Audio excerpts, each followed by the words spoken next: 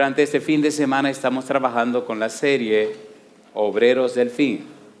Ayer estuvimos tocando el tema En mi nombre y hoy debemos trabajar con un título, la primera parte del título, No entendieron.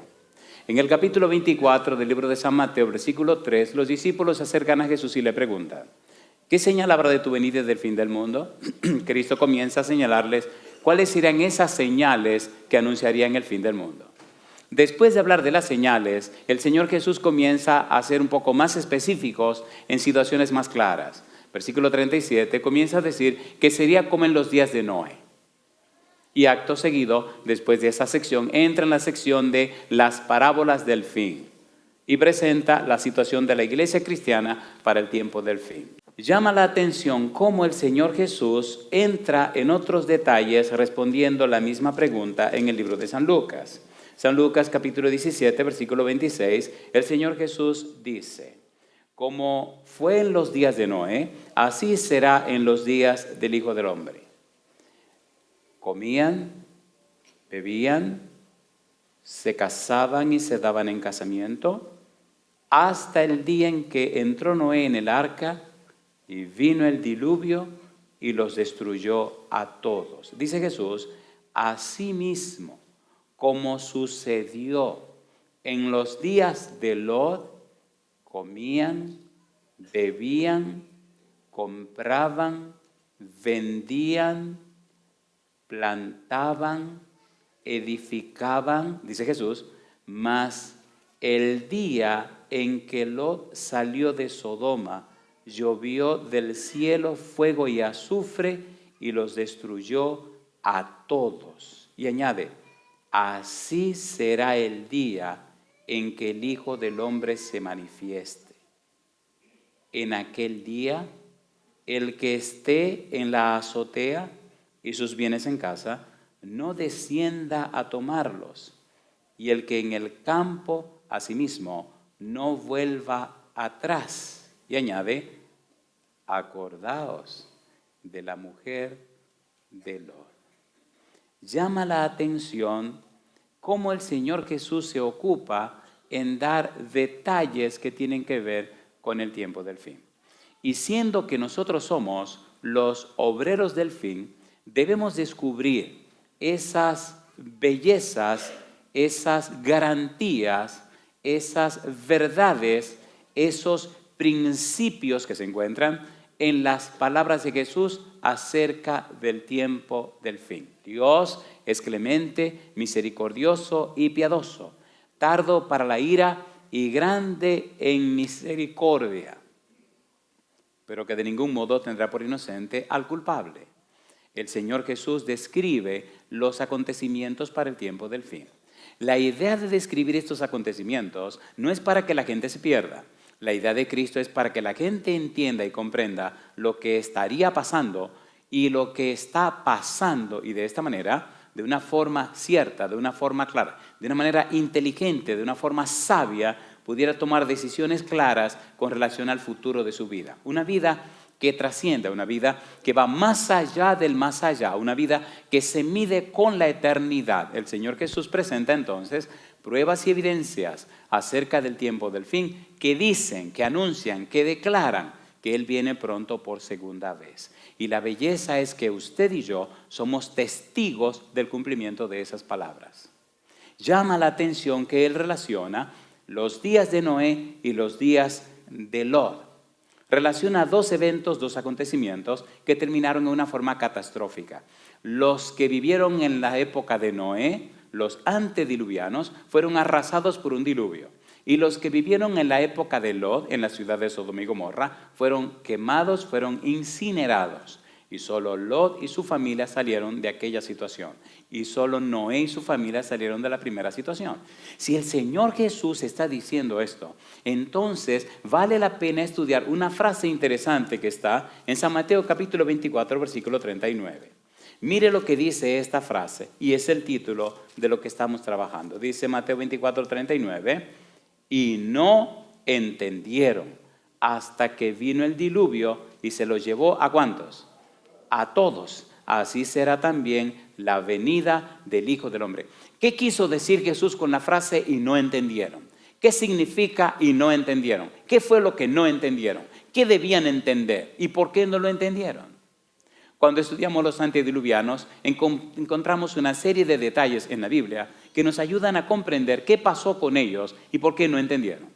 Misma situación que está pasando actualmente y por qué alguna gente no entiende. Si lo que ocurrió en la época de Noé se está repitiendo hoy, pregunto, ¿es prueba suficiente para que entendamos sí o no? ¿Sí o no? Pues sí, no, porque la comprensión a la que Cristo se refiere no es intelectual, no es solamente tener documentación o tener información acerca de algo. La información que Cristo da, lo que Cristo nos está diciendo, va más allá del simple hecho de tener una buena información. Va hasta la experiencia misma de tener una praxis definida en un cristianismo determinado. La idea de Cristo es que la vida suya anuncie que Él viene pronto. La idea de Cristo es que al saber los acontecimientos, al creer y confiar en Jesús, al conocer a Jesús, la vida suya diga, su testimonio exprese, usted mismo enseñe con su estilo de vida, con la praxis de su vida, que Cristo viene pronto. Porque el Evangelio será predicado ¿por qué cosa? Mateo 24:14, y será predicado el Evangelio, como dice, por testimonio ¿a quiénes? Y entonces... Y ahí está el detalle. El Señor Jesús deja bien claro, es por testimonio, es por experiencia, es por una vida práctica, es la manifestación en la vida personal de aquellos principios que Cristo anuncia y que Cristo enseña. Nos llama la atención el hecho de descubrir cómo fueron esos días de Noé y entender de manera clara por qué esa gente no comprendieron. Vamos a trabajar inmediatamente en ese enfoque. Y esperamos que el tiempo nos ayude en esta situación. No entendieron. En algún momento de la tarde queremos trabajar con esa palabra. No entendieron. El verbo ginosco. ¿Qué significa ginosco? Un pequeño adelanto. Ginosco significa un conocimiento que viene como parte de una experiencia con alguien. Por ejemplo, cuando usted lee San Juan capítulo 17, versículo 3, Cristo dice, y esta es empero la vida eterna, ¿qué cosa? Que te conozcan a ti, el único Dios verdadero, y a Jesucristo a quien has enviado. La idea del conocimiento salvador no es un concepto, no es una doctrina, no es una información. Es una experiencia de fe que transforma la vida. Es un conocimiento de una persona que se llama Cristo Jesús. Y el resultado de conocer a Jesús y el resultado de relacionarse con Jesús crea una criatura nueva, una persona nueva. De modo que si alguno está en Cristo, las cosas viejas, y aquí todas son hechas.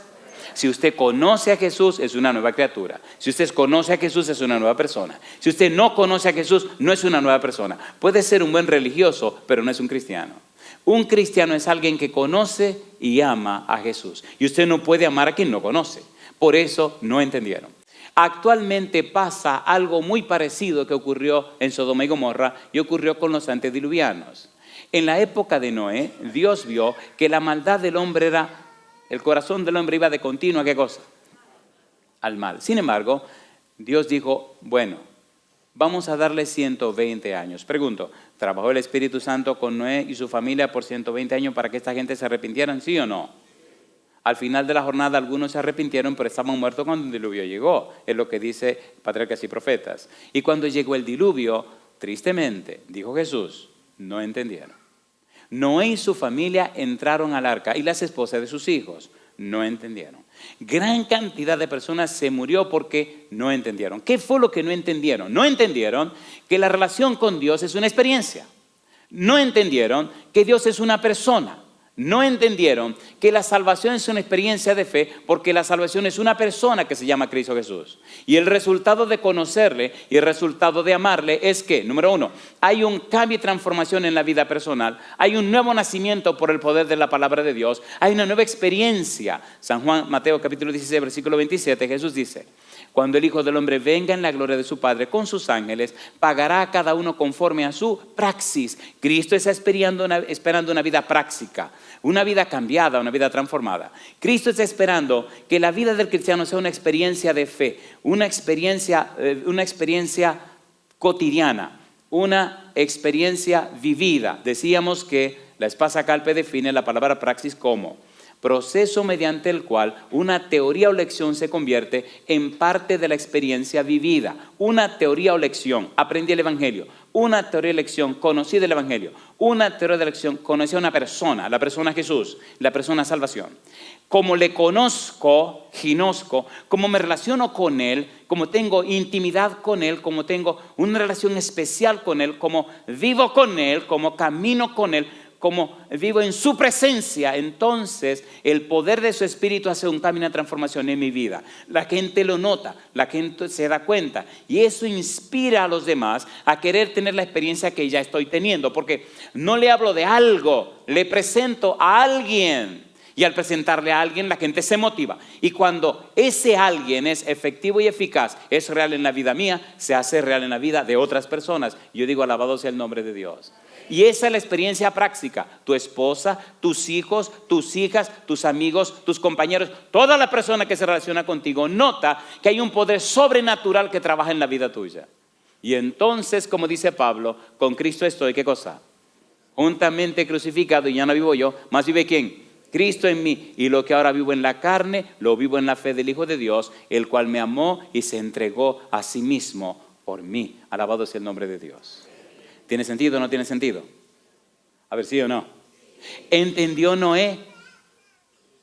¿Entendió la esposa de Noé? ¿Entendieron los hijos de Noé? ¿Entendieron las esposas de los hijos de Noé? ¿Cómo sabemos que entendieron? Porque entraron. ¿Entraron o no entraron? A ver, ¿sí o no? Oiga, ¿puedo hacer una pregunta difícil ahora? ¿Sí o no? Oiga, ¿entendió el mono y la mona? Sí, entraron. ¿O no? ¿Y la vaca y el toro, el buey, como usted quiera, entraron o no entraron? ¿Y el caballo y la yegua entraron o no entraron? Fantástico, qué cosa curiosa. Que esos animalitos entendieron y muchos seres humanos no entendieron. ¿Cómo se explica eso? Porque las cosas espirituales se disciernen espiritualmente. En Romanos capítulo 8, versículo 7 dice, porque la intención de la carne es enemistad contra Dios, porque no se sujeta a las enseñanzas de Dios, ni tampoco puede. No es por razonamiento humano, no es por tu capacidad intelectual, no, mi negro, es por la gracia de Dios, por la misericordia de Dios, por el amor de Dios que alcanzamos la salvación. El Espíritu viene y cambia tu vida y transforma tu ser. El Espíritu te habilita y te capacita para entender las cosas espirituales. No porque eres, no porque tú sabes, no. Es por la gracia de Dios. Es por la misericordia de Dios. Es por el amor de Dios que alcanzaremos salvación y vida eterna. Por eso no podemos criticar, ni juzgar, ni condenar a nadie. El ser humano es por naturaleza chismoso. Así que vamos al punto clave, porque el tiempo avanza. Y bueno, el tiempo avanza. ¿Cuáles eran las cosas que ocurrieron con los antediluvianos? ¿Y qué cosas ocurrieron en Sodoma y Gomorra para que fueran arrasados? ¿No le parece buena pregunta? A ver, ¿le parece la pregunta buena o no le parece la pregunta buena? Veamos eso específicamente en la Biblia y terminemos ahora en la mañana. Y continuaremos, si Dios quiere, en la tarde. El apóstol Pablo se sienta y escribe una carta a los romanos y en forma específica delinea 7 puntos por los cuales los antediluvianos se perdieron. Llama la atención que lo primero que Pablo dice es que no quisieron glorificar a Dios, no quisieron darle gloria. Hagamos rápidamente un estudio de esa palabra gloria. ¿Qué tiene que ver con nosotros? ¿Qué tiene que ver con los antediluvianos? ¿Qué tiene que ver con Adán y Eva? Solamente esa palabra. Y hagámoslo así rápidamente a manera de introducción. Cuando Dios crea a Adán y Eva, los crea con un propósito. Isaías 43, versículo 7 dice Dios, todos los llamados de mi nombre, para gloria mía los he creado, los formé y los hice. ¿Para qué creó Dios a Adán y Eva? Para gloria de Él. ¿Cómo podemos entender la gloria de Dios a través de la Biblia? ¿Qué era lo que había en Adán y Eva que manifestaban la gloria de Dios? En el libro de Romanos capítulo 3, versículo 23 dice, por cuanto todos pecaron, ¿están qué cosa? Destituidos de la gloria de Dios. Si están destituidos de la gloria por el pecado, antes del pecado estaban instituidos en la gloria de Dios. ¿Sí o no? ¿Sí o no? Ahora, ¿cómo puedo ver, cómo puedo entender esa manifestación de la gloria de Dios? Salmo 104, vamos rapidito. Salmo 104, mire usted lo que dice el Salmo 104. ¿Cómo se veía en Adán y Eva la gloria de Dios? Dice el versículo 1, Salmo 104, versículo 1. Bendice alma mía a Jehová, Jehová Dios mío. Mucho, ¿qué cosa? Te has engrandecido. ¿Qué dice ahora? Te has vestido, ¿de qué cosa? De gloria y de magnificencia. El que se cubre de luz como de vestidura, que extiende los cielos como una cortina. Le pregunto, ¿estaba cubierto Dios de gloria y magnificencia, sí o no? ¿Sí o no? ¿Y esa gloria y magnificencia se manifestaban en un halo de luz que los cubría? ¿Es así o no es así? Entonces hay un pensamiento en la palabra de Dios, en la sierva de Dios, patriarca y profeta, que dice que un halo de luz cubría a la santa pareja, y cuando pecaron, ese halo de luz desapareció. Mi pregunta, ¿estaban cubiertos Adán y Eva con la gloria de Dios? Todos los llamados de mi nombre, para gloria mía los he creado y los formé y los hice. Sí. Número 2. Y si Dios está cubierto de gloria y magnificencia y un halo de luz lo cubre, ¿estaba cubriendo ese halo de luz a Adán y Eva? Sí. ¿Y cuando pecaron? El halo de luz se fue. La idea de los antediluvianos, Romanos capítulo 1, versículo 21, leamos rapidito. Mire lo que dice Romanos 1, 21. Recuerde que estamos trabajando con los días de Noé y estamos tratando de comprender qué significa y no entendieron. Dice el versículo 21, pues habiendo conocido a Dios, no le glorificaron como a Dios, ni le dieron gracias, sino que se envanecieron en sus razonamientos y su necio corazón fue entenebrecido. Dice el pensamiento, primera parte, pues habiendo conocido a Dios, no le glorificaron.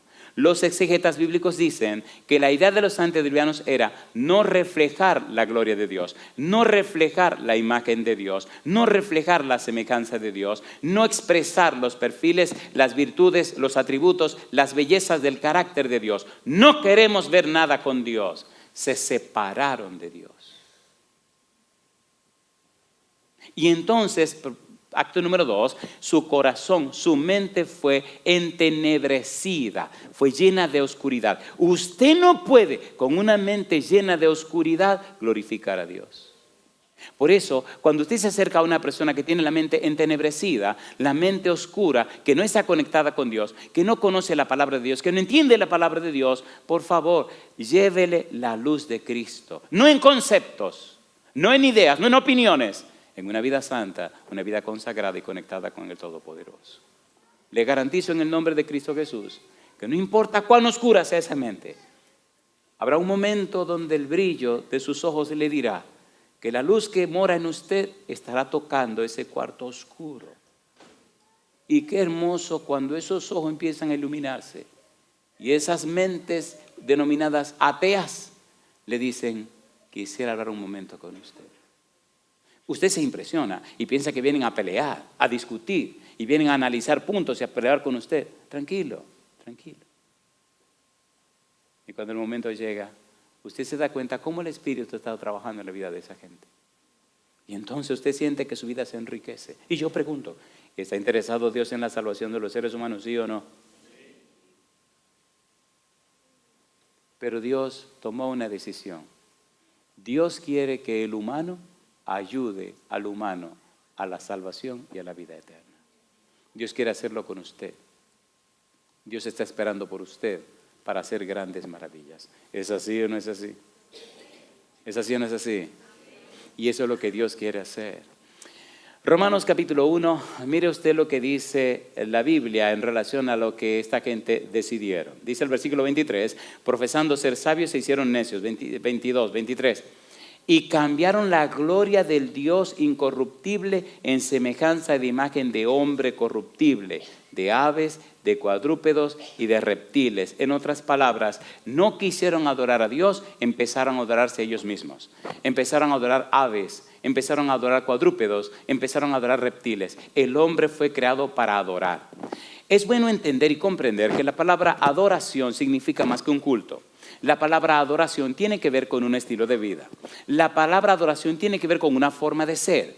Cuando usted vive la vida que vive, cuando usted es como usted es, cuando su idiosincrasia, su manera de ser, expresa la forma, la manera, lo que usted es en realidad, usted está diciendo a los demás quién es el Dios que usted tiene. Es tu estilo de vida que dice cómo es el Dios que tú tienes. El conocimiento del Dios Santo. A.W. Tozer dice, el Dios que tú adoras, el Dios que tú crees, se conoce, se entiende, se comprende en tu manera de vivir, en tu forma de ser. En el capítulo 20 del libro de Éxodo, Dios dice, no os hagáis dioses conmigo.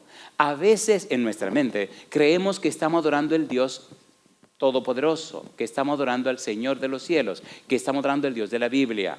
Pero nuestro estilo de vida dice que estamos lejos de esa realidad. Por tal razón, entonces, no estamos adorando a Dios.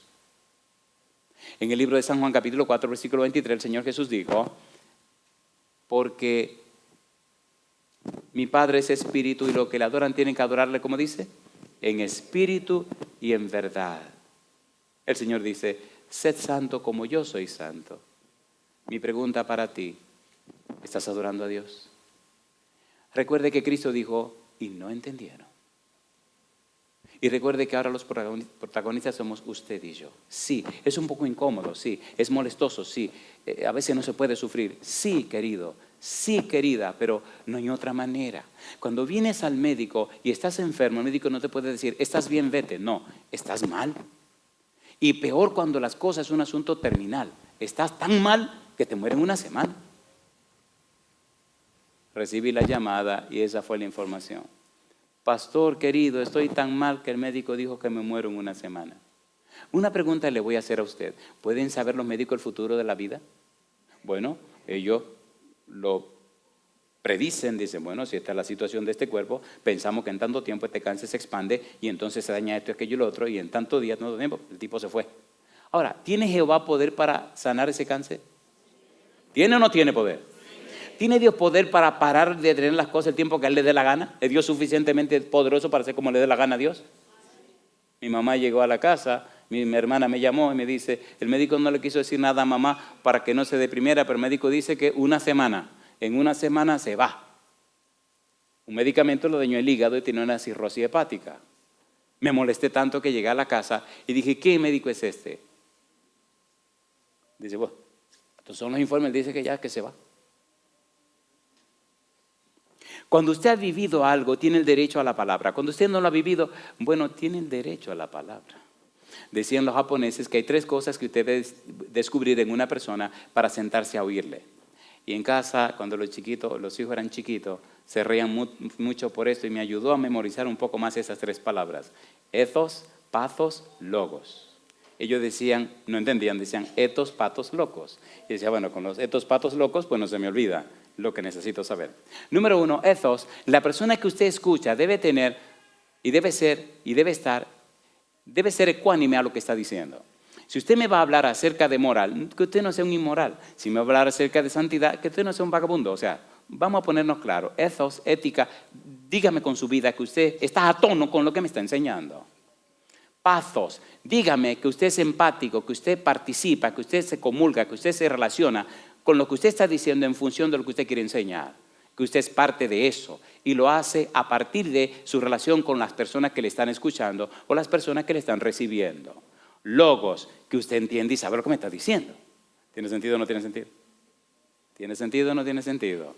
Mi mamá se está muriendo, un cáncer terminal, tiene el hígado dañado, tiene el vientre así y está para morir. El médico dice, esta tipa se va en una semana.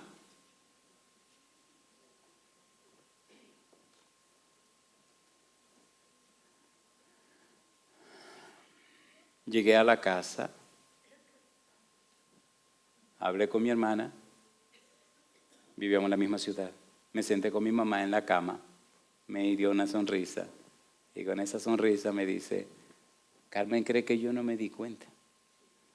Yo sé que el médico le dice que yo me voy a morir. Y yo le contesté, mi negra, ¿y quién no se va a morir? Y trató de sonreírse y me dice, déjate de cuento, tú me conoces y yo te conozco a ti también. Esos ojos tuyos están muy tristes. Digo, están tristes porque ese médico se atrevió a decir que tú te mueres en una semana. Y ella empezó a reírse. Dice, bueno, y si es una semana o en 2 semanas, ¿qué importa? Digo, no, usted se va a morir cuando usted le dé la gana. Dice, si tú eres médico, digo, no, pero Dios es todopoderoso. Le dije, ¿tú te quieres morir ya? No, pues entonces. ¿Me están entendiendo? Déjeme decirle una cosa, cuando yo vine a esta cuestión del evangelio, a esta cuestión de la religión, yo le dije a Dios dos cosas. Número uno, Señor, yo no quiero creer en un Dios que todo el mundo cree porque hay que creer, a mí no me venga con ese cuento. Y número dos, si lo que la Biblia dice es real, yo tengo que vivirlo, yo quiero experimentarlo con usted, de lo contrario, conmigo no cuente. O sea, ¿cómo yo voy a estar creyendo porque otro cree? Porque otro me dijo, que Pablo, que Pedro, qué sé yo quién fue Pablo y quién fue Pedro. Vamos conmigo ahora. ¿Es así o no es así? Pues tengo yo que creer que porque Pedro dice, porque Pablo dice. Bueno, ellos vivieron y se murieron, pues es el problema de ellos. Vamos conmigo ahora. Si esto funciona, que funcione conmigo también. Si no funciona, ay mamacita linda, entonces ¿y ahora? ¿Qué vamos a hacer? O sea, la gente quiere creer. La gente necesita conocerle a usted para tener una experiencia más clara con relación a Dios. ¿Se entiende o no se entiende? ¿Se entiende o no se entiende? Entonces le dije a mi mamá, vamos a orar, poner la cosa en las manos de Dios. Usted se morirá cuando Dios quiera, cuando Dios diga. Ay, Andrés, si me puso la mano por la cara como quien dice, pobre tonto. Él no sabe que la muerte es la muerte, compadre. ¿Hay alguien más poderoso que la muerte? Sí, Dios. ¿Alguien que venció la muerte? Sí, Jesucristo. Y puede vencerla en cualquier momento. Final de la historia. Mi mamá se murió cuando le dio la gana. Era el mes de octubre, septiembre, por ahí, noviembre. Era por ahí esa fecha. Y me dice un día, yo quiero ver la Navidad. Vio la Navidad. Quiero ver el año nuevo. Vio el año nuevo. Quiero ver el cumpleaños tuyo, el cumpleaños de José, mi hermano. Es en febrero. Pasó febrero y llegó marzo. Y le dije, ¿ahora qué quiere ver? Se rió un día y me dice, no, ya yo estoy lista. Yo estoy lista. Aceptó a Jesús como su Salvador. Amén, amén, amén. Yo estoy lista. Cosa linda, mamá. Y se murió cuando le dio la gana. Y se murió. Pero murió en Cristo Jesús. Murió sellada para salvación. Aceptó a nuestro Dios Todopoderoso. Los antediluvianos, número 1, no glorificaron a Dios. Número 2, versículo 23, adoraron cuadrúpedos. Adoraron hombres, cuadrúpedos, aves y reptiles. Punto siguiente, crearon una adoración falsa, cayeron en la idolatría. Si usted sigue leyendo todo el capítulo 1 del libro de Romanos, mire ahora lo que dice el versículo 24. Mire qué feo. Dice el 24. Por lo cual también Dios, ¿qué cosa? Los entregó a la inmundicia en la concupiscencia de sus corazones, de modo que deshonraron entre sí sus propios cuerpos, ya que cambiaron la verdad de Dios por la mentira, honrando y dando culto a las criaturas antes que al Creador, el cual es bendito por los siglos. Amén. Y dice ahora, por esto Dios los entregó a pasiones vergonzosas, pues aún sus mujeres cambiaron el uso natural por el que es contra naturaleza. Y de igual modo, también los hombres, dejando el uso natural de la mujer, se encendieron en su lascivia unos con otros, cometiendo hechos vergonzosos, hombres con hombres, y recibiendo en sí mismo la retribución debida a su extravío. Yo le pregunto, ¿pasó esto en la época de Noé, sí o no? Dice Pablo que sí. ¿Pasó en la época de Lot en Sodoma y Gomorra, sí o no? Y puede que estar pasando esto en la época nuestra, sí o no.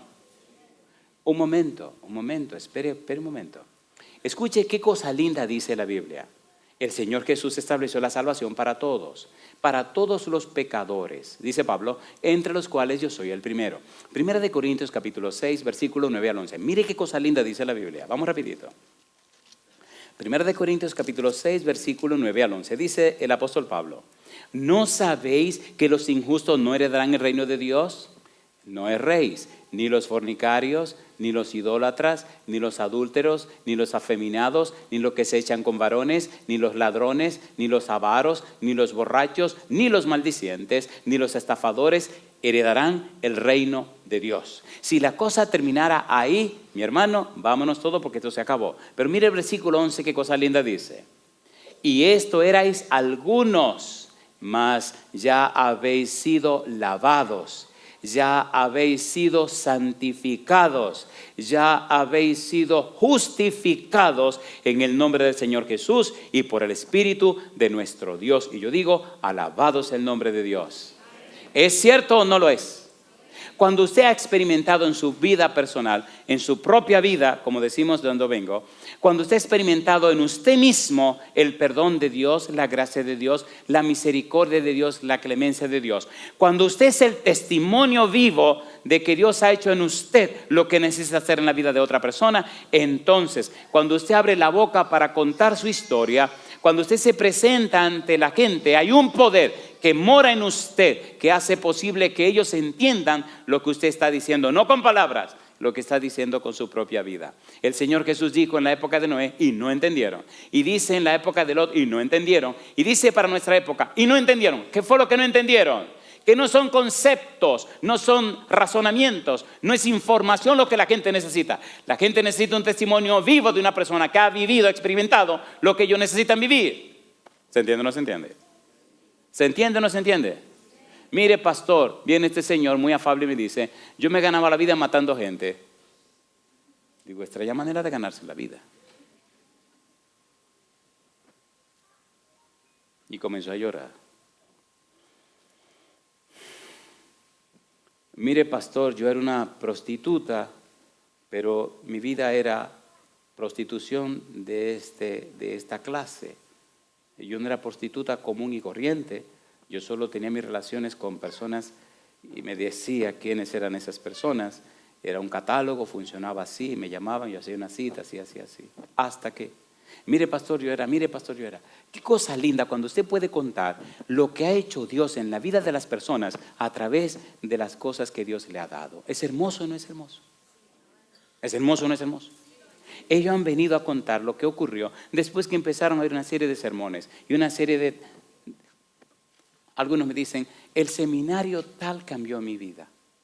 Mire, pastor, paradigma bíblico del liderazgo familiar salvó mi matrimonio de 30 y tantos años de casados. Mi esposo es fulano de tal, es un médico pediatra, yo soy fulano de tal, médico tal cosa, y estábamos para divorciarnos. Y esa serie la escuchamos y esa serie nos aclaró el camino y por esa serie, gracias a Dios, volvimos otra vez a reconciliarnos en el matrimonio. Nuestros hijos están felices, nuestros nietos, y ahora entendemos el amor de que Dios tiene por nosotros. ¿Entendieron o no entendieron?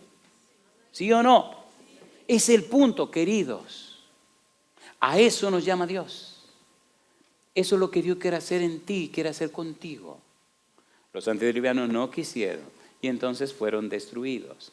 Hay una frase que aparece 3 veces en Romanos capítulo 1. Romanos capítulo 1, versículo 24, versículo 26, versículo 28. Dice la frase, y Dios los entregó. Cuando uno insiste, persiste e insiste y se mantiene en un punto muerto, en una situación sin sentido, en una inercia espiritual, Dios aguanta, Dios espera, Dios se detiene. Pero querido, querida, llega un momento donde Jehová dice, déjenlo. Los antediluvianos se dañaron completamente y entonces, y vio Dios que el corazón del hombre era de continuo al mal. Y dice el Señor, no contendrá mi espíritu con el hombre para siempre, sino que serán sus días 120 años. Noé viene a presentar el Evangelio a través del Espíritu Santo, lo presenta a través de Noé.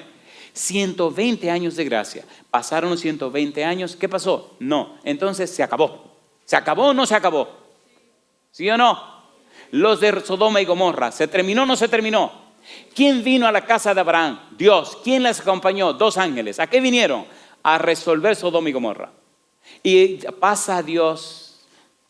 Hay un capítulo en Ezequiel, el capítulo 22 de Ezequiel, que a mí eso me estruja el corazón, donde dice Dios, y no encontré quien se pusiera en la brecha, no encontré quien intercediera por ellos, y los destruí porque no encontré quien intercediera. Mi pregunta, ¿estamos intercediendo por los pecadores hoy en día? Dios necesita intercesores. Por eso es tan importante la oración intercesora. Y después que los 2 ángeles salieron de la casa de Abraham para Sodoma y Gomorra para destruirla, Dios le dijo, ¿y cómo no le digo yo a mi amigo Abraham lo que está pasando? Mira, Abraham, Sodoma y Gomorra llegaron al colmo y hemos venido para destruirla. ¿Cómo? Dice Abraham. ¿Qué pasa contigo, Señor? Empezó Abraham a darle consejo a Dios.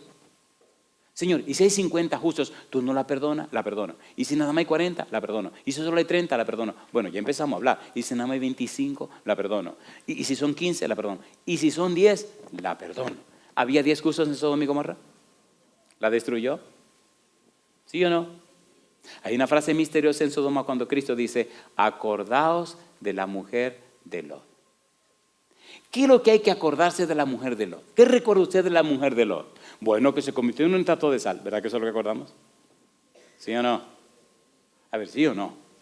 ¿Les gustaría saber un poquito más de la mujer de Lot? A ver, ¿quieren o no quieren? ¿Dónde vivía la mujer de Lot? En Sodoma y Gomorra.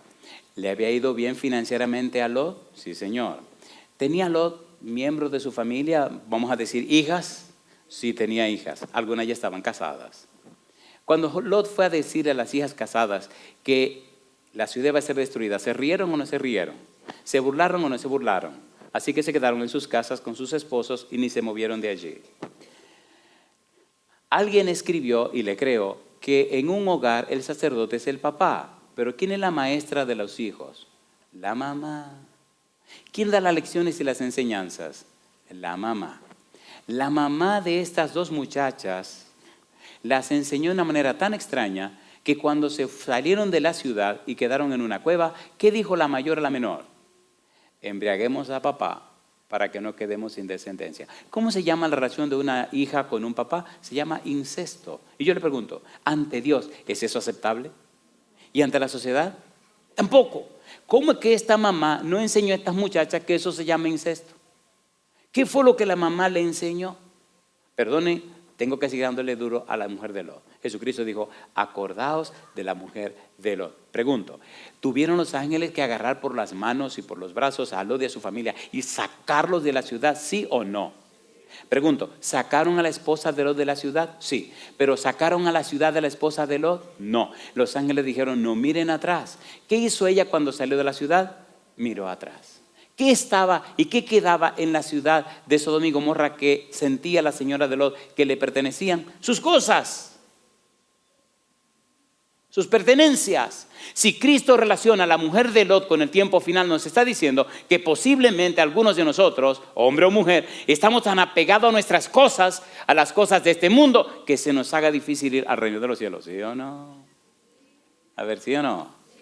Entonces piensa en la mujer de Lot. ¿Qué te detiene en el mundo? Si Cristo viniera esta tarde, ¿por qué Él puede venir cuando le dé la gana? Porque Cristo es Cristo, ¿sí o no? Eso dice que hay una tabla, que hay una lista. Déjese de mojiganga. Él vendrá cuando le dé la gana. Y si quiere venir esta tarde, ojalá que venga esta tarde. Señor, no, esta tarde no hay mucho que predicar todavía. No sé si han oído un sueño que tuve una vez. Y ese sueño me ha puesto la vida un poco nerviosa. Soñé que Cristo llegó por segunda vez. Cosa linda, mamá. He tenido el sueño varias veces, pero esta vez fue tan impresionante. Oiga, se veía que todo se movía, la tierra se movía, y mira al cielo, muchos ángeles volando, tomaban gente de la tierra y la subían, niñitos, pero una cosa preciosa, y el cielo, una luz inmensa allá arriba, y todo brilloso, todo iluminado, la gente corría y todo. Y cuando tengo la Biblia en la mano y salgo, parece que salí a dar un estudio bíblico de algún lugar, qué sé yo. Y salgo y miro y veo todo este relajo, estamos digando esta cosa.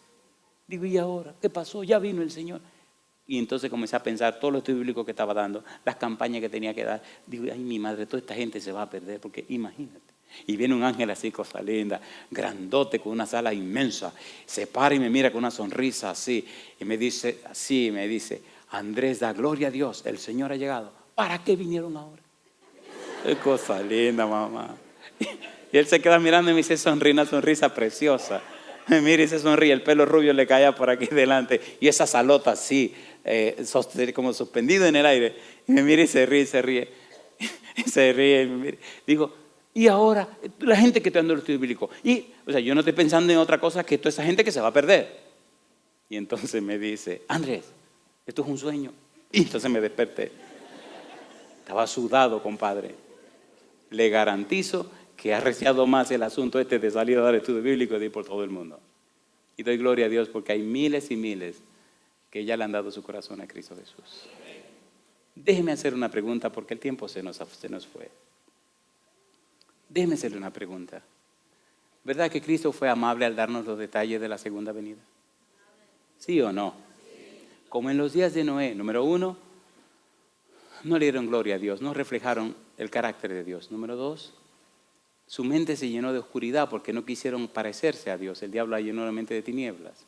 Número 3, comenzaron a adorar adorarse a ellos mismos, adorar aves, cuadrúpedos, reptiles. Número 4, cayeron en la idolatría, por tanto. Número 5, su mente se dañó de una manera tal que empezaron a bregar hombres con hombres y mujeres con mujeres. La cosa se trastornó. Acto siguiente, entonces comenzaron a practicar pecados tan feos. Hay un trabajo que hice donde defino cada uno de esos pecados que aparecen en el libro de Romanos capítulo 1, versículo 28 hasta el versículo 31.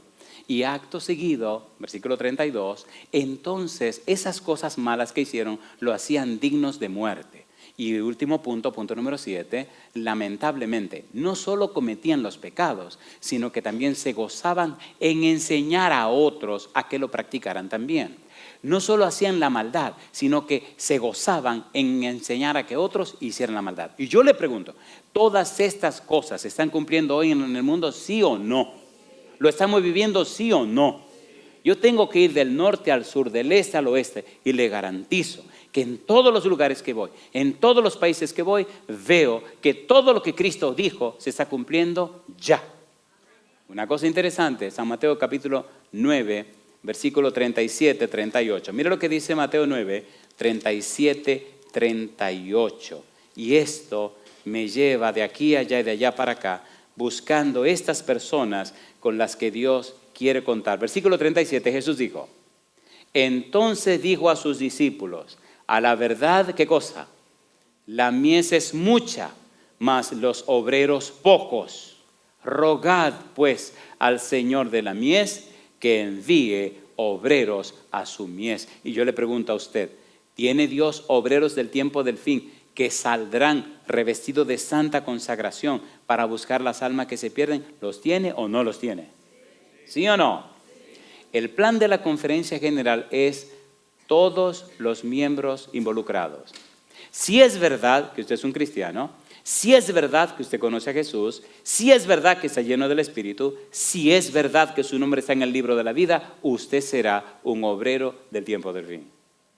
Por esa razón, se pusieron de acuerdo en la conferencia general e hicieron un video donde el presidente, el doctor Dwight McKee, director del Ministerio Personal de la Escuela Sabática, el pastor Mark Finley, ellos comienzan a hablar acerca de este plan. ¿Qué es lo que queremos? ¿Qué es lo que se quiere? ¿Qué es lo que la Iglesia Mundial espera de los miembros? Y se ha desarrollado el proyecto que se conoce como TMI. Anoche, una buena parte de ustedes llenó una tarjetita. Hoy queremos ver un video donde ellos hablan y explican en qué consiste el programa. Y antes de ver ese video, yo quiero que tengamos una oración. Tendremos una oración, veremos el video y entonces te haré una apelación para que tú seas parte de todos los miembros involucrados. Que tú seas parte de aquella oración que Cristo dijo que se hiciese para que Dios envíe obreros a su mies. Que tú seas un obrero o una obrera enviada por Dios. Una persona voluntaria que diga, Señor, aquí estoy, heme aquí, como dijo Isaías, envíame a mí. ¿Te parece bien si nos ponemos en pie para orar? Querido Padre Celestial, gracias por su palabra.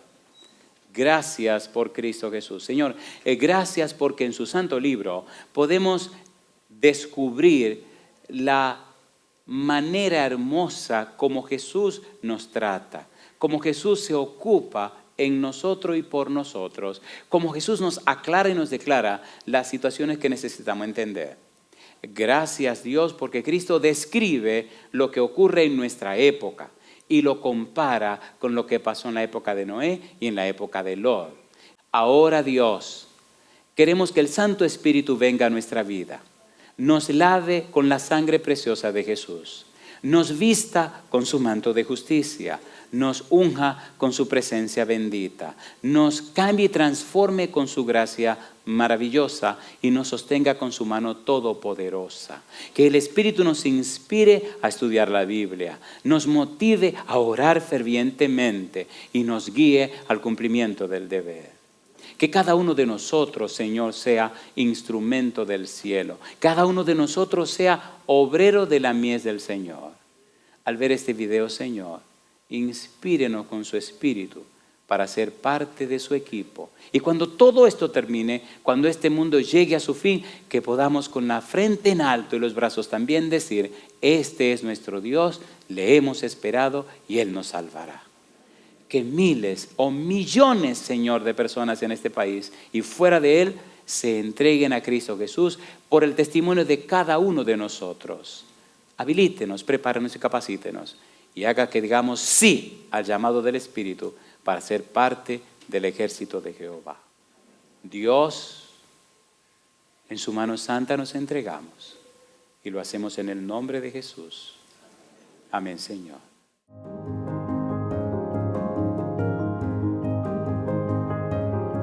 The General Conference is launching a new, visionary, bold initiative called Total Member Involvement. I believe with all my heart that Jesus is coming very soon. Every church member can do something. That's what total member involvement is all about. And the Lord has placed on my heart a huge burden, a burden to help each of us realize that we must be totally involved in God's last day message. And that has to do with everything from speaking the word to living the word, following Christ's example in everything, helping people physically, mentally, socially, and spiritually. Thousands and thousands of lay people are actively involved in praying for their neighbors and giving Bible studies and distributing literature. But whatever we have done up until this point, it is not yet total member involvement. One of the greatest challenges we face is the devil's attempt to neutralize our mission, endeavor, and focus because we don't have a relationship with the Lord. I'm reminded of what Ellen White said in Desire of Ages, page 142. In order to develop a character like Christ, we must work as He worked. There's something about service, something about ministry, something about witnessing that brings revival to our own hearts.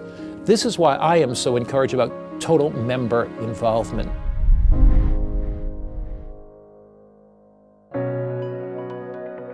There are so many examples all over the world as to what God is doing through His members, through those who are really committed to Him. There in Chitungwiza in Harare, Zimbabwe, thousands of people involved in specific assignments in reaching people with the precious message, whether they were visiting, whether they were helping out in a health expo, whether they were doing Bible studies, whether they were just welcoming people, whatever it was, they were involved.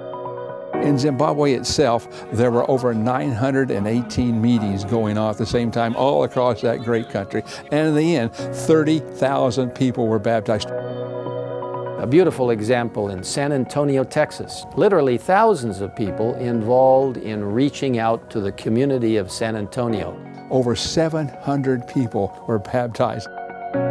One of the things that really amazed me about San Antonio and that Your Best Pathway to Health was that total involvement, 1,500 people involved, ministering to the needs of over 6,100 individuals that came. Many of them stayed all night in line.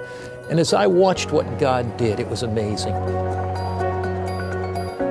In Harare, Zimbabwe, over 30,000 people were affected through this special outreach, which God says is the right arm of the gospel.